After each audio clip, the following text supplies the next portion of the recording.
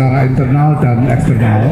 Secara eksternal di lingkungan Islam sendiri kita masih membutuhkan dikembangkannya wacana-wacana alternatif karena di dalam korpus wacana Islam klasik masih begitu banyak elemen-elemen yang problematis yang bisa dipahami sebagai dorongan untuk melakukan konflik dengan kelompok-kelompok lain.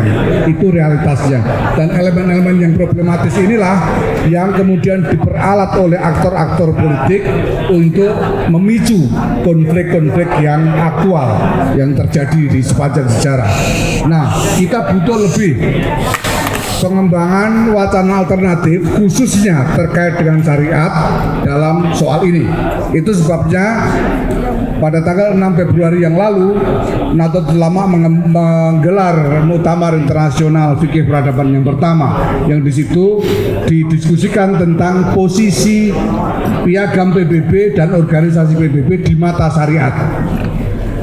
Beberapa hari ini kita melihat ada pembicaraan di publik yang agak misleading ketika ada yang menganggap bahwa kita meletakkan piagam PBB sebagai sumber hukum di dalam syariat. Itu adalah kesalahpahaman ya, karena ya dari orang-orang yang tidak mengikuti langsung muktamarnya.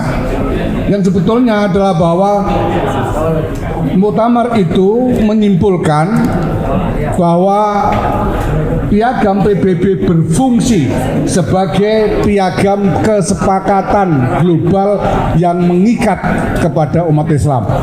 Karena prinsip sebagaimana sabda Rasulullah SAW, an-nasu ala surutihim. Manusia, orang harus setia kepada perjanjian yang sudah dia sepakati.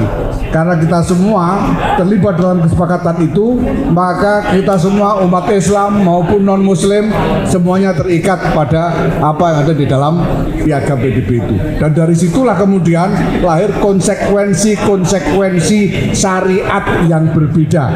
Karena misalnya kita tidak boleh lagi sekarang berdasarkan kesepakatan internasional itu memicu konflik antar agama, tidak boleh lagi.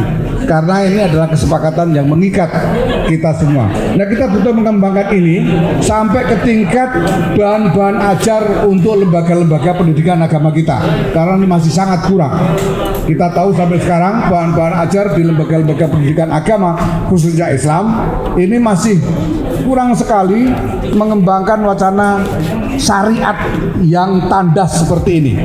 Bahkan masih sering disusupi, saya tidak tahu lewat cara apa, disusupi oleh pandangan-pandangan yang bermasalah.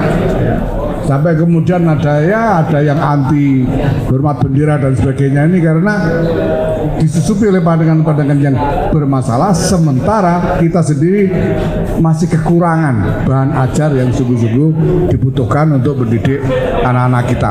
Nah, kita berharap ke depan secara internal ini kita kejar pengembangannya sehingga nanti kita sungguh-sungguh mampu mendidik generasi baru yang punya wawasan dan mentalitas baru yang jauh dari dorongan untuk berkonflik hanya karena perbedaan latar belakang identitas. Ini secara internal. Secara eksternal, berdasarkan R20 kemarin dan sekarang sudah jalan terus dengan berbagai macam komunitas agama di seluruh dunia, kita akan terus kembangkan persekutuan global untuk membangun gerakan agama-agama ya, yang seperti saya katakan tadi, untuk membebaskan agama-agama dari jebakan keadaan yang menjadikannya bagian dari masalah, tapi kemudian menghadirkan agama itu secara nyata sebagai bagian dari solusi masalah dan mendorong dikembangkannya perdamaian dan harmoni untuk masa depan peradaban yang lebih mulia. Dan ke depan ini sejumlah agenda kongres juga terjadwal ya, insya Allah baik itu di Timur Tengah, di India, di Eropa, di Amerika sudah ada sejumlah kegiatan untuk tahun ini saja, dan mudah-mudahan nanti bersama-sama dengan Vatikan, dengan Muhammadiyah dan dengan komunitas-komunitas agama yang lain ini akan berkembang lebih baik ke depannya. Terima kasih.